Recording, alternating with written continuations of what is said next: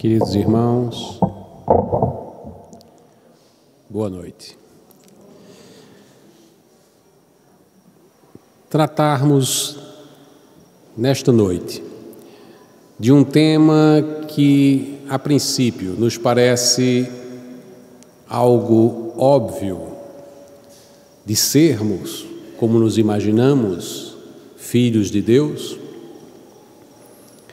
nos remete, em primeiro lugar, a uma consideração de maior profundidade, de buscar na fonte da inspiração do mundo cristão, que em última instância é o Evangelho do Cristo, as considerações necessárias para que possamos, neste instante, verificarmos como estamos posicionados nesta trajetória em que nos pretendemos sermos chamados filhos de Deus. Porque é verdade que somos centelha divina, somos criação divina. Isto nos foi revelado pelo Cristo ao nos informar que somos todos, em última instância, filhos do Pai Criador. Mas isto não nos remete à ideia de que estejamos já em condição de nos afirmarmos ou de sermos chamados filhos de Deus. Há aí uma contradição em absoluto. Sabermos-nos centelha divina, portanto, potencialidade, filhos de Deus ainda numa dimensão de possibilidade. E aquela outra situação em que podemos nos considerar filhos de Deus. Vejamos o Cristo quando se apresentou diante de nós. Ele dizia: o meu Pai, com a maior tranquilidade. Eu e o Pai somos um. Não queria dizer que era Ele Deus também, mas que havia plena sintonia dele com o Pai. De modo que ele dizia: aquilo que faço, as obras que realizo, o realizo em nome daquele que me enviou.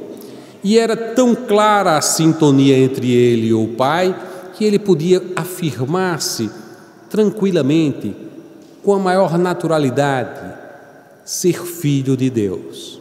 Porque imaginemos, sempre que nos remetermos à ideia de filhos da luz, filhos de Deus, nós estamos sempre qualificando aquele a quem aduzimos esta nomenclatura.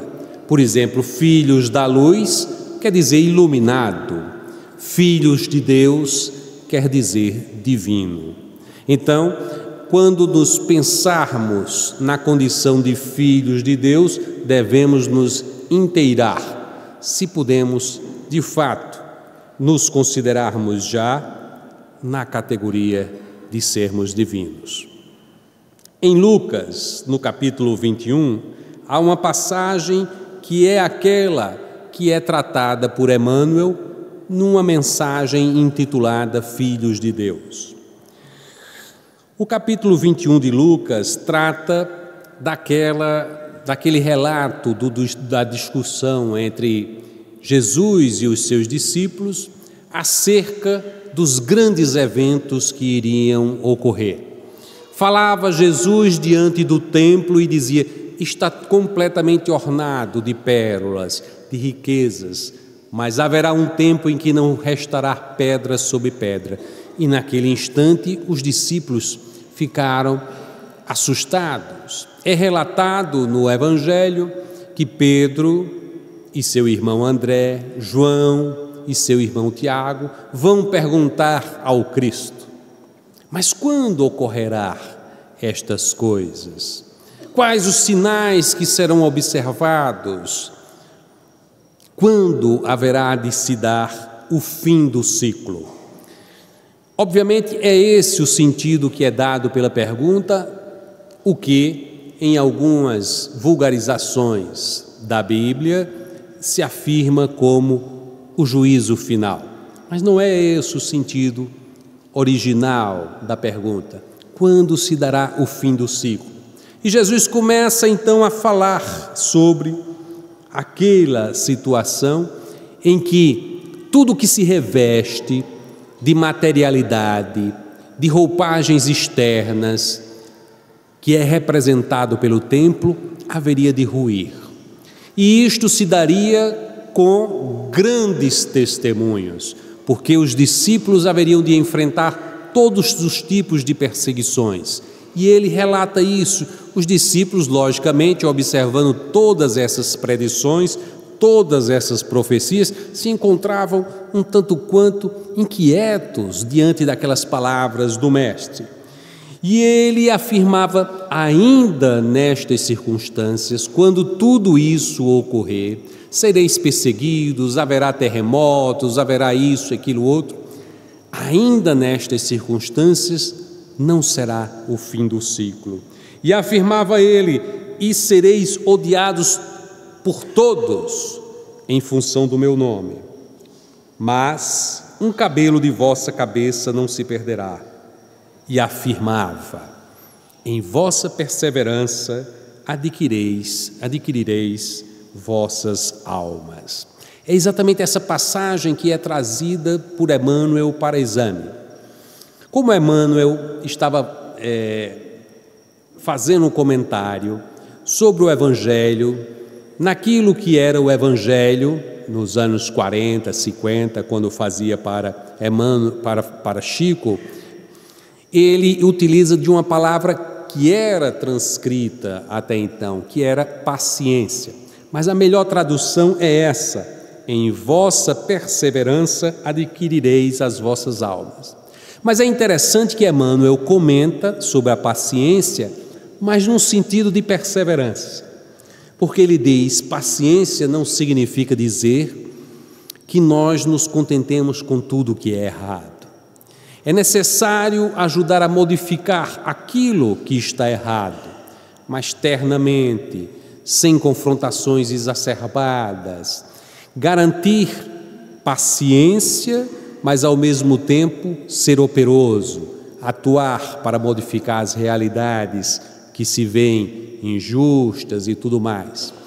É uma tradução do sentido da perseverança, porque o Cristo não iria nos referir sobre tudo o que iria acontecer conosco desde então, as perseguições, todas as transformações que o mundo haveria de sofrer, em vão, para depois nos dizer que perseveremos, porque é assim que iremos adquirir a nossa alma.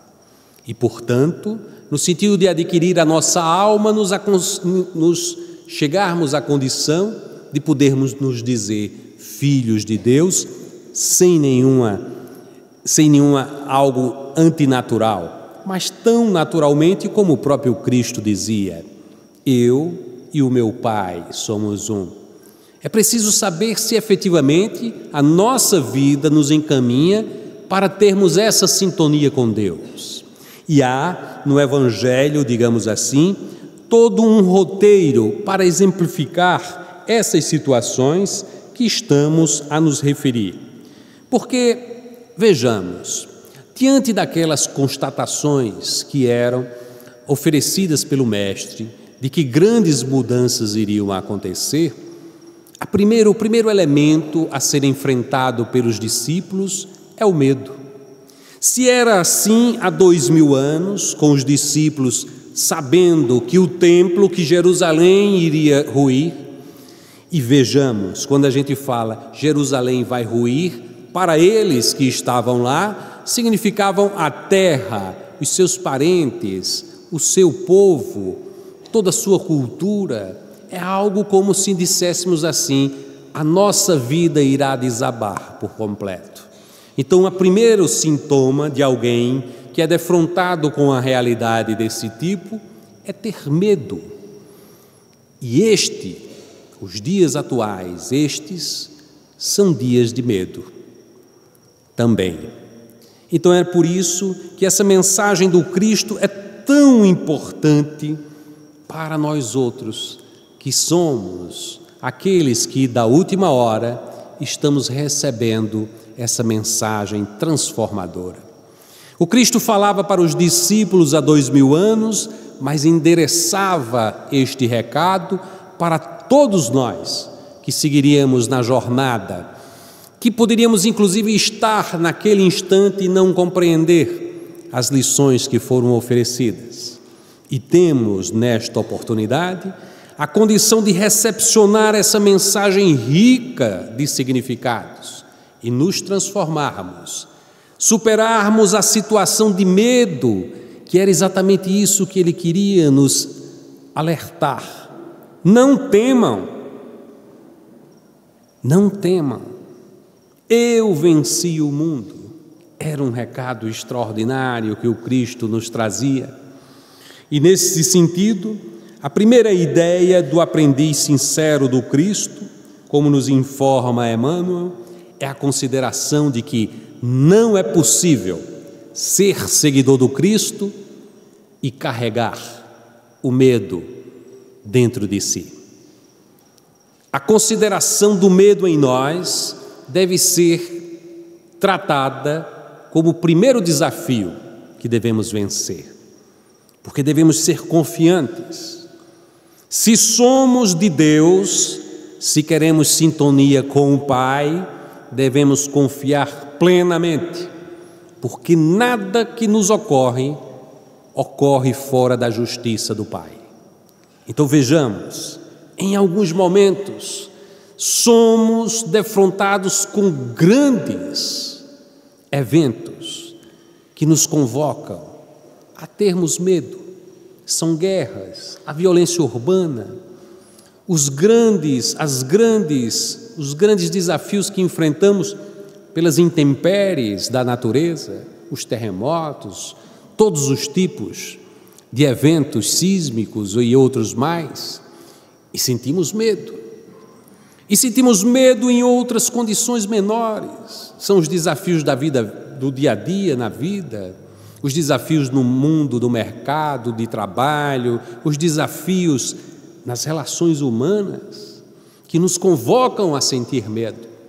Mas o Mestre nos informava há 2000 anos, confiai, não tenhais medo, tudo isso irá passar e servirá para vós, como ele diz ainda em Lucas 21, e vos acontecerá isso para testemunho.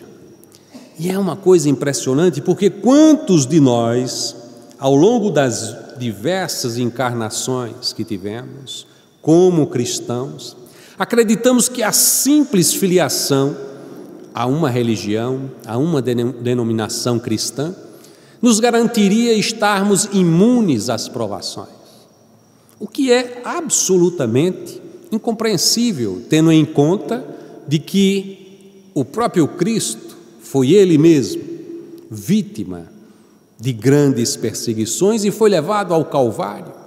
Quem diria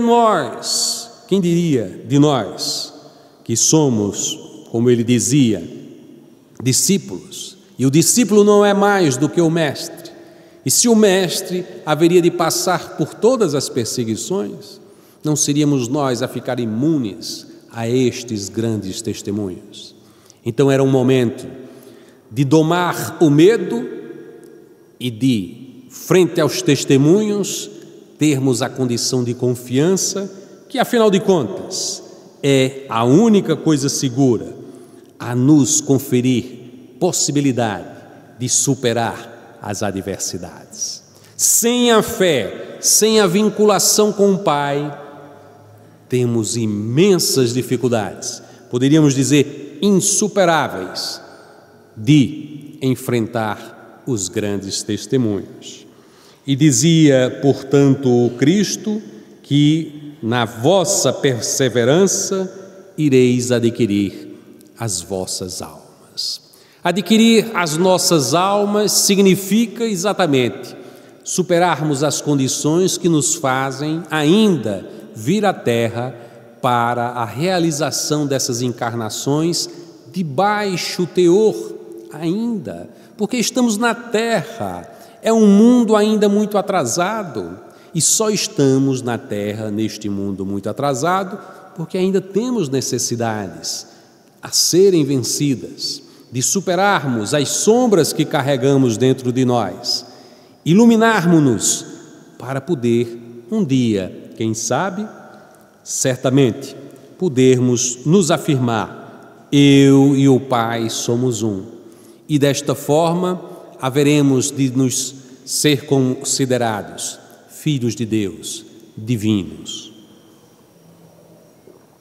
Em Lucas, no capítulo 20, havia um diálogo extraordinário, porque os saduceus eram, entre os israelitas, aqueles que dominavam, eram sacerdotes, dominavam o debate teológico de então. Se alguém queria, em última instância, saber algo sobre o Pentateuco, sobre os livros da Torá, haveriam de procurar um saduceu, porque eles eram ciosos de conhecer aprofundadamente os livros sagrados. E um grupo de saduceus vai, esse grupo, discutir com o mestre Nazareno. Sabia que ele estava arrebatando multidões, e vão e se aproximam de Jesus. E lhes perguntam, sabedores de que aquela pergunta continha um elemento de dificuldade de resolução, e vão perguntar a Jesus algo que eles perguntavam aos levitas, e não encontravam respostas. Então eles estavam muito seguros de que iriam colocar Jesus numa situação de dificuldade, e dizem: mestre, me falem sobre tal situação. Vejam, os saduceus não acreditavam na ressurreição. Então, eles vêm trazer um elemento de discussão que era exatamente para pôr em xeque essa ideia de ressurreição. Então, eles vão dizer: mestre, Moisés nos escreveu: se algum irmão morrer tendo mulher, e esse seja sem filho, que o irmão dele tome a mulher e suscite a semente a seu irmão. Vejamos então, era da lei mosaica de que se um irmão nosso, digamos o meu irmão, morreu e deixou viúva, eu teria que ter a incumbência de tê-la por esposa e, se possível, fecundá-la, para que ela não tivesse a criação de filhos de outra família. Afinal de contas, depois que adentrou a família, era um irmão, deveria permanecer nesta família. E aí eles colocam uma situação para Jesus. Eles dizem: bom, imaginemos o seguinte: há um irmão e ele, casado, deixa viúva, morre, deixa viúva. O outro irmão vai e pega esta irmã, essa viúva, sua cunhada, por esposa, mas também não tem filho com ela, e ela é repassada para outro irmão. E assim sucessivamente, 7 irmãos têm esta mulher por esposa, mas nenhum deles chega a ter filho com ela. E aí, ao final das contas, todos eles morrem, inclusive a própria mulher. E aí ele diz: na ressurreição, perguntam a Jesus, na ressurreição, de quem será a esposa? Afinal de contas, a esposa foi dos 7 irmãos, nenhuma teve filhos com ele. Então não sabemos dizer a quem caberá esta esposa. Veja que isso era uma dificuldade para ser respondida pelos demais judeus. Mas Jesus lhes diz exatamente isso: pois muito não sabeis da lei, não é? Porque ele vai dizer: os filhos desta era casam-se e dão-se em casamento, mas os dignos de participar da nova era e da ressurreição dos mortos, nem se casam, nem se dão em casamento, porque já são como anjos e, portanto, são filhos de Deus, são filhos da ressurreição. E é outra passagem onde temos explícita essa ideia de filhos de Deus, nos dando a ideia de que serão considerados filhos de Deus aqueles que já não mais precisarem realizar as reencarnações, mas estando presente a ideia da reencarnação. E aí ele fala mais afirmativamente que os mortos se reerguem. Também Moisés revelou na sarça, diz Jesus aos saduceus, como disse: o Senhor, Deus de Abraão e Deus de Isaque e Deus de Jacó. Deus, contudo, não é Deus de mortos, mas de vivos, pois para ele todos vivem. Olha que resposta maravilhosa de Jesus, porque ele queria responder com uma passagem do Pentateuco, para que os saduceus não pudessem ficar questionando a resposta dele. Ele disse: lembre-se que o próprio Moisés afirmou em conversa com Yahvé que Yahvé era Deus de Jacó, Yahvé era Deus de Abraão e de Isaque. Era Deus, não foi Deus. Se era Deus, eles estavam vivos, em que pese já terem morrido para a carne. Então é uma resposta extraordinária que os próprios saduceus, é dito no Evangelho, disseram a Jesus: mestre, falaste bem. E aí se afastam, não questionam Jesus, porque a resposta é perfeita. Mas vejamos bem, na resposta de Jesus, há clareza no sentido de mostrar que a ressurreição ou reencarnação, ressurreição como eles falavam, ou reencarnação como eles falam, é um fato da vida, que vida existe independente da vida na carne, que Jacó, que Abraão, que Isaque viviam, visto que Deus é Deus dos vivos e não dos mortos. Olha que coisa extraordinária. Não era Deus de Jacó, é Deus de Jacó, é Deus de Moisés, em que pese já estivessem morrido para a carne, para a personalidade, há centenas de anos.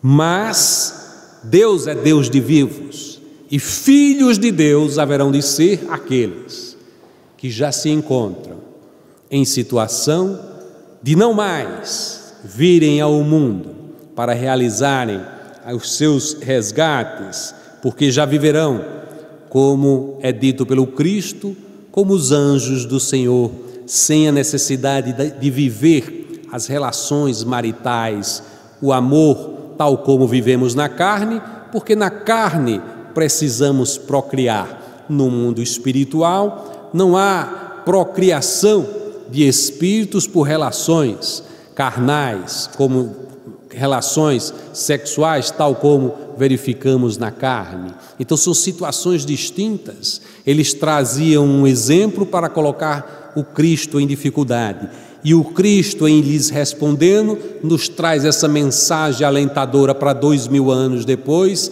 termos a convicção da reencarnação e termos a convicção de que haveremos de ser filhos de Deus inteiramente, no sentido do divino, no sentido de alcançarmos a condição de não mais necessitarmos retornar para estas reencarnações ainda de baixo teor.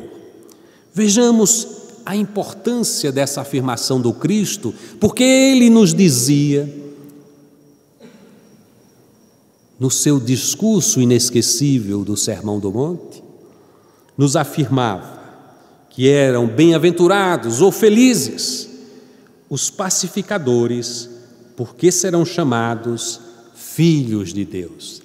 É extraordinária essa consideração do Cristo, porque é outra passagem do Evangelho onde temos esta nomenclatura oferecida, filhos de Deus.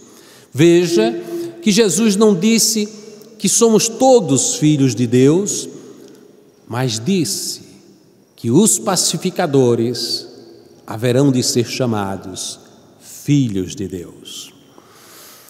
Na construção das bem-aventuranças, temos 7 bem-aventuranças que dizem respeito àquelas coisas que podemos mudar em nós mesmos, que são coisas que respondemos com o nosso esforço no sentido de nos melhorarmos. Porque podemos nos tornar simples e humildes ou puros pelo Espírito, ou melhor, pobres pelo Espírito, para nos considerarmos aptos ao reino de Deus. E são várias as situações em que Ele nos oferece essa condição de podermos acessar o reino de Deus. Termos misericórdia, porque seremos alcançados pela misericórdia. Os mansos, porque herdarão a terra, porque haveremos de ter na mansuetude o elemento, a inscrição, o ingresso para essa nova fase que a terra há de realizar como mundo de regeneração. Então, se nos colocamos como mansos, avançamos em direção à luz, e avançamos mais com a misericórdia, e avançamos mais em sermos puros, no sentido de nos purificarmos, no sentido de nossa castidade, não a castidade sexual, como alguns imaginam, mas a castidade da pureza do coração. A pureza do coração que nos faz entender que somos espíritos imortais e que, portanto, como espíritos imortais, tanto mais nos façamos vinculados ao Espírito crístico que nos orienta, mais estaremos purificando este Espírito que somos e nos tornando ligados a Ele, sendo capazes de acessar a porta que é o Cristo, como Ele nos informou, e desta forma, através dele, que é o caminho para a verdade, que é o Pai, e para a vida, que é a vida espiritual, saibamos que nos integrando com Cristo, estamos nos purificando. Esta busca pelo Cristo é uma busca de purificação, mas nem ao puro de coração prometeu Jesus que fosse chamado de Filho de Deus. Filho de Deus apenas para aquela 7ª sentença, e não por acaso 7ª sentença, porque a 7 para os judeus é perfeição. Deus cria o mundo e no 7º dia descansa. É sempre 7 para representar a perfeição. Perdoar quantas vezes? 7 vezes, Senhor? 70 vezes 7, para dizer perfeição absoluta, nenhuma contestação. E a 7ª bem-aventurança, os pacificadores.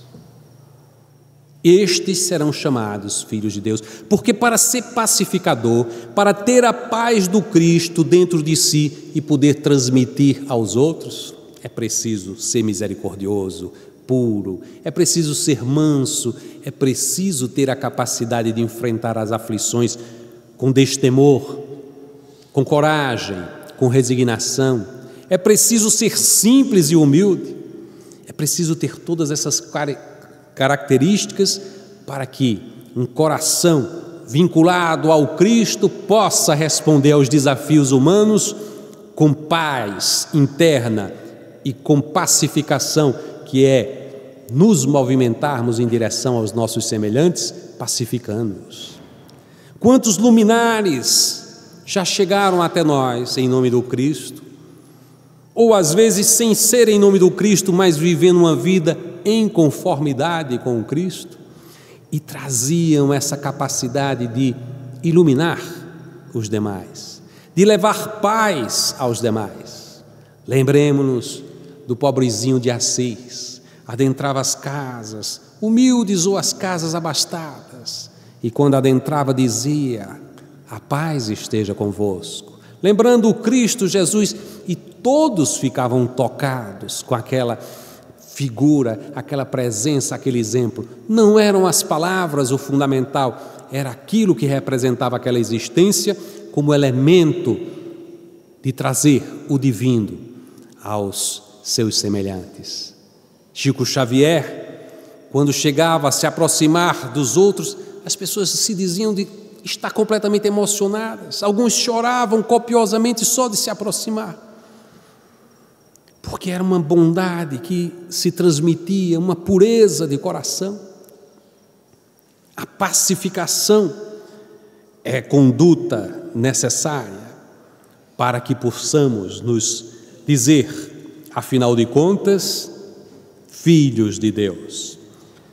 Francisco de Assis, como falei anteriormente, há toda uma construção nele de vencer o homem velho e de transformar-se para nos exemplificar e fazer isso em nome do Cristo Jesus. E tanto fez, e tão lealmente, e tão fidedignamente, que podemos considerá-lo um pacificador por excelência, um instrumento da paz do Cristo, para que possamos todos, tocados pela sua mensagem, nos direcionarmos com vontade para aperfeiçoarmos os sentimentos que esposamos, superar as nossas dificuldades e nos direcionarmos à conquista dessa paciência, dessa pacificação íntima, para que possamos, perseverando, alcançar a condição dos luminares que nos antecederam.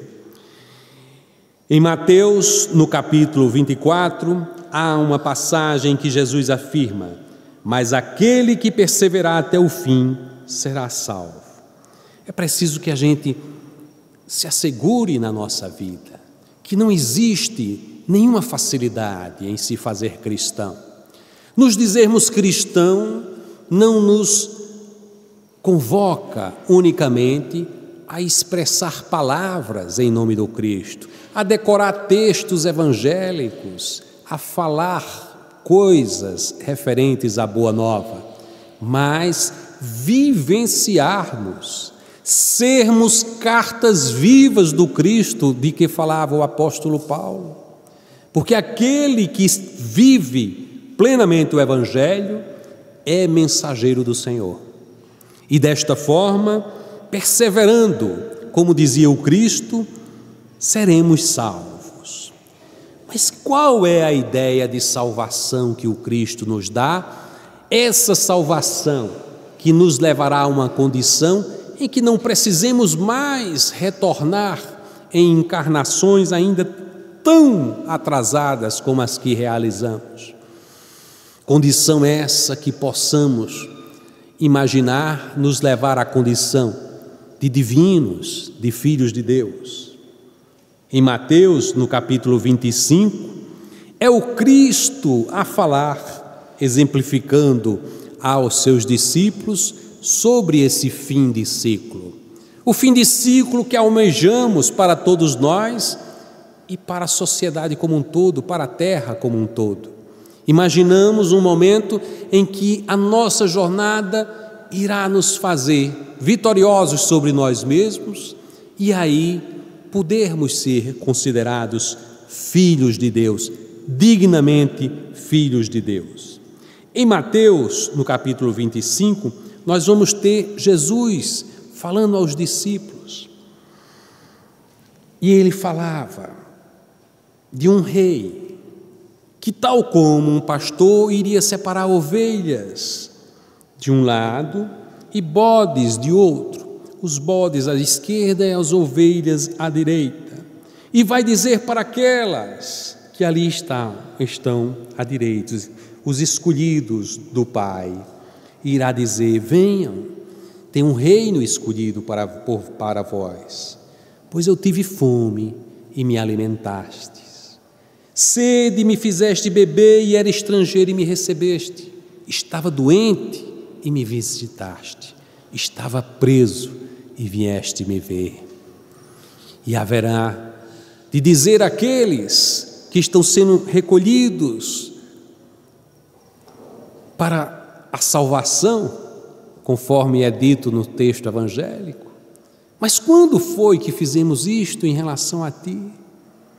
Toda vez que fizeste isso a um dos meus irmãos pequeninos, ou melhor dizendo, a um destes meus irmãozinhos, foi a mim mesmo que fizeste. E aí as recompensas do reino. Da mesma forma ele vai dizer que aqueles que, quando estava doente, quando estava com sede, com fome e tal, não atenderam a essas necessidades, estes haveriam de purgar no fogo no qual nos purificamos das encarnações. Nós que estamos encarnados, fomos aqueles que o Cristo teve fome e nós negamos a Ele, que o Cristo teve sede e nós negamos de beber. O Cristo estava preso e não fomos ver-lhe. Por isso que estamos ainda aqui. E é esta observação que temos que fazer. Mas queremos ser salvos, porque a salvação é um sentido importante para as nossas vidas. Em tantas existências buscamos essa salvação. Houve existência em que cristãos que éramos, juntávamos dinheiro, levávamos à igreja, pagávamos à igreja para termos direito à salvação. Mas não somos mais estes que fomos. E hoje estamos buscando a salvação de nós mesmos, imaginando que essa salvação não será comprada, certamente, já não mais pensamos nisso, mas ela requererá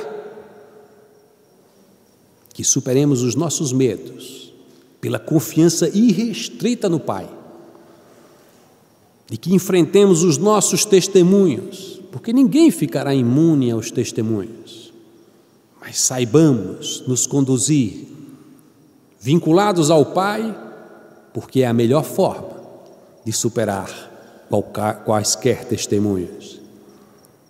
E mais do que tudo, nos lembremos daquilo que foi oferecido pelo Cristo como a receita para que nos salvemos a todos, agirmos com misericórdia para com os nossos semelhantes, agirmos com caridade, que é amor em ação. Vejamos que coisa interessante, porque muitas vezes nós pensamos apenas com uma personalidade, e aí imaginamos de que devemos amanhã, quem sabe, iniciar esse processo, e amanhã alguém que terá fome à nossa frente será saciado, porque vamos dar de comer, digamos. Começamos a fazer como aquelas pessoas que fazem um roteiro, né, para superação de uma adversidade qualquer. Aí a gente faz um roteiro e diz, eu tenho que matar a fome de alguém, foi dito pelo Cristo, e a gente já faz um xizinho ali, isso eu cumpri. No outro dia, alguém haverá de ter sede e eu vou matar a sede. Outro dia, não é bom, mas eu vou na prisão para visitar alguém. E a gente começa a fazer um roteiro desse. É bom que faça, mas não é exatamente essa a questão. Nós precisamos ver as situações do ponto de vista literal e simbólico. O simbolismo também é muito importante, porque era o próprio Cristo a nos dizer que era o pão da vida. E muitas vezes, mais do que o pão físico a oferecer aos nossos irmãos, precisamos levar o pão espiritual. E tem tantos esfomeados do pão da vida a quem precisamos levar. Existem tantos com sede da justiça de Deus e precisamos oferecer, como Cristo dizia na fonte, frente à samaritana, se tu beberes desta água, esta água que nós podemos oferecer aos nossos semelhantes, mais do que a água, lógico, se alguém tiver sede, demos-lhe a água. Mas existem outros tipos de sede. Busquemos saciar esta sede de Deus. As pessoas necessitam se agasalhar no frio. Aqui na Seja temos uma atividade extraordinária com os quadradinhos para ofertar às mãezinhas nos hospitais, aqueles que padecem de frio nas ruas. Façamos isso, é bom, mas nos agasalhemos no calor da solidariedade e da fraternidade, vivendo a fraternidade e o amor ao próximo inteiramente. Porque imaginemos, às vezes nós dizemos algumas palavras e pensamos que a palavra diz tudo. Não diz. Assim como filhos de Deus, a gente falava assim, eu sou filho de Deus, porque afinal de contas sou criação de Deus. Mas para ser digno de ser chamado Filho de Deus divino, preciso fazer uma grande trajetória de superação da animalidade que ainda carrego em mim e me iluminar para merecer, não mais voltar em reencarnações para resgatar, para me refazer, para me reeducar. Vejamos então a profundidade daquilo que o Cristo nos convoca. Eu estava doente e tu vieste me visitar. Quantas vezes olhamos para os nossos irmãos e estão doentes e a doença muitas vezes nos afasta, porque a primeira ideia que nós temos é: não quero me contaminar. Não nos movemos em direção ao nosso semelhante no sentido de dizer: o que posso fazer para atenuar essa dor? Temos primeiro a preocupação com nós mesmos. E nas circunstâncias em que ele diz sobre o preso, muitas vezes algumas pessoas poderão pensar: mas que tipo de preso? Porque tem aqueles que estão presos injustamente. Aí vamos escolher um preso injusto ou um preso de menor condição. É impressionante que o Cristo não dá nenhum qualificativo, diz apenas: eu estava preso. Não disse injusto ou injustamente, diz que estava preso. E tu viestes me ver, vieste ouvir o que eu tinha a falar, vieste ouvir a minha posição, vieste ouvir o meu drama íntimo, porque é isto que alguém que está na prisão precisa do outro. Imaginemos o contrário. Se formos nós a estarmos presos, aí nós dizemos: não, mas eu nunca estarei preso. Já esteve. Quem de nós pode dizer que nunca esteve preso? Olhando só para essa existência? Então não conhece da vida eterna. Somos milenares. Já estivemos presos. Já estivemos em abismos profundos. E uma mão redentora veio ao nosso encontro. Nos lembremos, para que possamos agir assim em relação aos nossos semelhantes. Esta é a convocação que o Cristo nos faz, porque vejamos, o outro lado é o que repetidas vezes temos realizado, ou não percebemos a condição em que alguém pode ter necessidade do alimento físico ou espiritual, e nós dizemos: nós possuímos o pão físico e espiritual, e agimos com avareza. Tem pessoas que têm pão no sentido de ter o recurso para minorar ou matar a fome de alguém, mas fica pensando nos outros gastos egoístas que pode realizar e diz: isso o Estado deve fazer. Quem devia fazer isso era a prefeitura, é o Estado, é a União, são os programas públicos. Não fazem, aí começa a criticar, mas poderia tirar do bolso. Não resolver todos os problemas sociais, mas aquele que está imediato à sua frente. E poderia resolver, mas não faz. É a avareza que ainda carregamos dentro de nós. E existe um outro tipo de avareza. É aquela daquele que já tem o conhecimento do Evangelho, ou pelo menos já tem algumas ideias sobre os valores que estão no Evangelho. E são riquezas muito maiores do que as amoedadas. E produzem o saciar da fome de tantos. Porque imaginemos uma palavra como essa do Evangelho, o bem que está fazendo.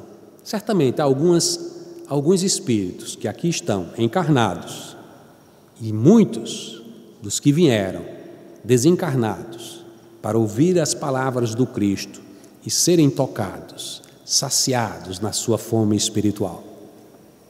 O Evangelho é um pão vivo, como dizia o Cristo, e nós nos apoderamos desse pão e queremos só para nós.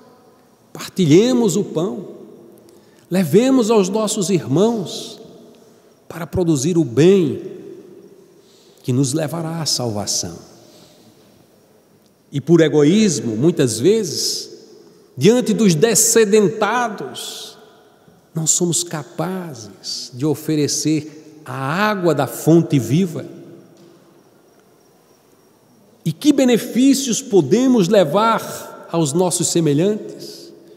Encarregando a água da fonte viva.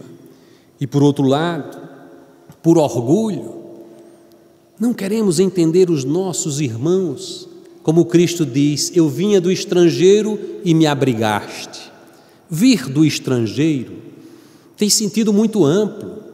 Vir do estrangeiro é para o branco de todas as épocas recepcionar o preto, o pardo, o índio, o amarelo, todas as diversidades.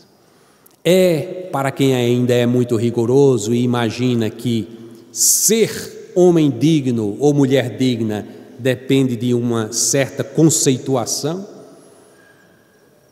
um certo comportamento. Então olhamos para alguém que se veste de uma forma diferente, ou alguém que tem uma sexualidade diferente da nossa, um comportamento sexual diferente, e dizemos: aquele dali não, com aquele não tem conversa. Mas é o Cristo a dizer: eu era estrangeiro, eu era diferente de você, e você abriu os braços para mim. Salvo. Ou seja, salvo no sentido de não precisar mais. Mas isso verdadeiramente, né? E outros que olham o seu irmão e dizem: aquele é um negro, aquele é um nordestino, aquele é um não sei o quê, aquele... Encontra diferença. Se não tiver diferença, vai dizer: aquele dali é do 13, eu não gosto dele não. Aí pronto, né? Só para criar uma animosidade, um distanciamento. É o estrangeiro. O estrangeiro é o outro que nós não queremos reconhecer como irmão. Mas quando abrimos as mãos, recolhemos. Como irmão, o estrangeiro, aí o Cristo diz: tudo que fizeres a esse meu irmãozinho, é a mim mesmo que estás a fazer. E depois, observarmos a vaidade, porque a gente quer todo tipo de traje luxuoso, e os nossos irmãos andando, muitas vezes no frio. Mas não só essa condição, mas a condição em que nos sentimos agasalhados, em todo carinho, ter uma família que nos abraça, ter amigos verdadeiros. E quantos estão nus pela solidão, pelo abandono? E podemos oferecer o manto da solidariedade. Agasalhar o irmão no sentimento e no gesto de profundo amor fraterno que o Cristo veio nos ensinar. O comodismo nosso, no qual, mesmo sabendo que existem aqueles que estão padecendo em hospitais, nas doenças de toda sorte, mas não só aquelas que fisicamente localizam a pessoa no hospital, porque muitas pessoas estão aturdidas, doentes, inclusive com problemas graves, mentais, angústias profundas, necessitando de serem visitadas pela luz que carregamos em nós. E nós recusamos a ideia que o Cristo nos disse: fazei brilhar a vossa luz. A gente se esconde debaixo do balde, escondemos a nossa luz e não alcançamos ao nosso irmão doente, muitas vezes doente de amor. E mais ainda, a dureza do coração que nos faz dizer: esse é um criminoso, para esse eu não tenho nem conversa. E esquecemos que o Cristo não fez nenhuma categorização para que tipo de crime que levou aquele seu irmãozinho para o presídio. É impressionante o Cristo, né? Porque nós temos uma dificuldade de entendê-lo ainda hoje. Chamar o meu irmãozinho daquele criminoso que está no presídio. É assim que ele fala. Aquele meu irmãozinho. Porque o Pai, como ele nos disse, é Pai de vivos e de todos, e todos são vivos e filhos do Pai. Haverão de cumprir uma jornada. Melhor cumprirão se receberem da nossa parte dos que se dizem já seguidores do Cristo, estes gestos de absoluta misericórdia, de caridade e de amor. Dizíamos nós a dificuldade de entendermos uma palavra, que muitas vezes soltamos ao vento, chamamos o outro de ó meu irmão, e não buscamos entender que quando falamos em irmão, estamos dizendo que aquele a quem dirigimos a palavra é o outro filho de Deus. E quando falamos em amor, devemos lembrar que foi o apóstolo João, aquele que deitava a sua cabeça no peito do Mestre amado, que não tendo como explicar Deus, disse: Deus é amor. E a gente vulgariza as coisas: eu amo fulano. Não sabe o que é que está dizendo, porque a palavra é rica em significado. Estamos aprendendo a amar. Mas o sentido do amor é dizer, quando eu digo eu te amo, eu estou dizendo, eu me movimento em direção a ti com Deus. Olha que coisa maravilhosa. Dizer eu te amo é dizer, eu me movimento em relação a ti, levando Deus a ti. Olha que coisa fantástica. E a gente diz eu te amo a tanta gente. Diz brincando, eu te amo. Por dentro está dizendo, não suporto essa pessoa. Brincando com uma palavra tão rica de significado. É por isso que no dia de hoje, ao trazer este tema para a reflexão, eu estava a pensar, filhos de Deus. Quando citar isso em minha primeira frase, estaremos todos nos contemplando e dizendo, somos todos filhos de Deus. Somos verdadeiramente filhos de Deus, criaturas de Deus. Mas para nos considerarmos filhos de Deus, pensemos na trajetória dos grandes que nos predecederam. Pensemos em Francisco de Assis, em tudo que ele realizou de superação das fragilidades imensas, na pobreza absoluta, no desapego, no encantamento em se dirigir a Deus e dizer, Pai, és Tu em tudo que nos cerca, no fogo, na lua, no sol, na terra. Todas as criaturas são Deus e eu me dirijo a cada uma delas, vendo Deus em cada uma. E quando se faz isso, é capaz de chamar o lobo de irmão, as aves do céu, o fogo, a água, a terra, tudo nos irmana em Deus. Porque é aquele que fez o percurso difícil, de vencer as dificuldades de toda ordem, de ser aqui e ali perseguido, vilipendiado, execrado, mas ainda assim manter ternura, amor, paixão pela vida e amar intensamente os semelhantes.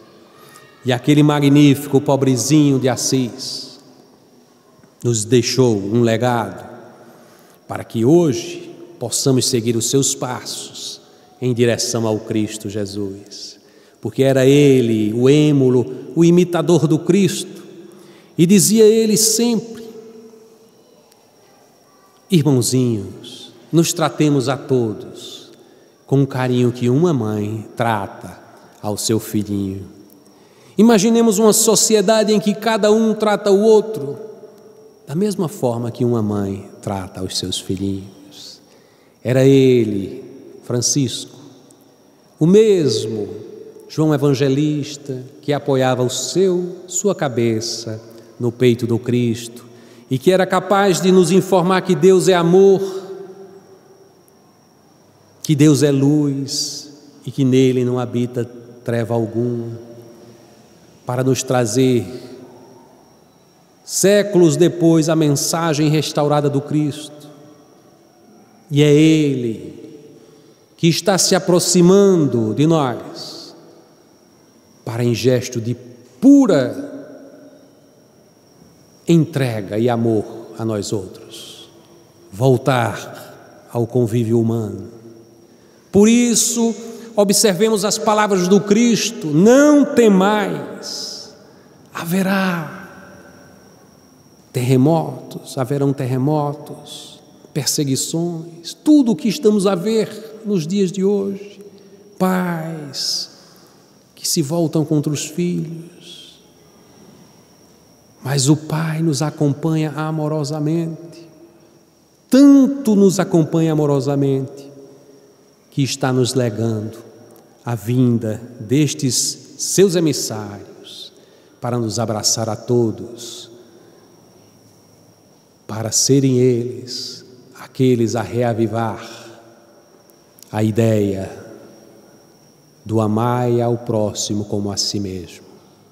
Sejamos nós, nesta hora, meus irmãos, capazes de entender o significado de nos considerarmos filhos de Deus, para construirmos em nós a fortaleza de valores que nos aproximam desta palavra sublime que devemos evocar com todo respeito: sermos divinos, filhos de Deus, como Cristo nos ensinou a ser.